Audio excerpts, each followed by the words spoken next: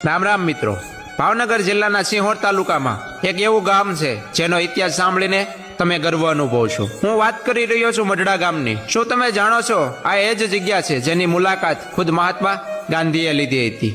આજે આપણે એવા સ્થળે પહોંચી ગયા છીએ જ્યાં ભારત માતાનું એક ભવ્ય મંદિર આવેલું છે જેનો ઇતિહાસ સીધો ગાંધીજીના આગમન સાથે જોડાયેલો છે। ઇતિહાસ કહે છે કે જ્યારે દેશમાં આઝાદીની લડત ચાલતી હતી ત્યારે પૂજ્ય બાપુએ આ મઢડા ગામની મુલાકાત લીધી હતી।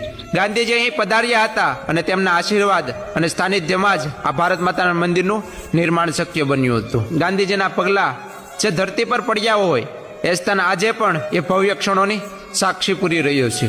આ મંદિર આપણી રાષ્ટ્રીય ચેતનાનું એક પ્રતીક છે। પણ શું તમને ખબર છે કે ગાંધીજીએ આ ગામની જ પસંદગી કેમ કરી હશે? કારણ કે પ્રાચીન સમયમાં મઢડા આસપાસના 7 થી 8 ગામોનું હટાણું હતું, એટલે કે આજુબાજુના તમામ ગામના લોકો અહીં ખરીદી કરવા માટે આવતા।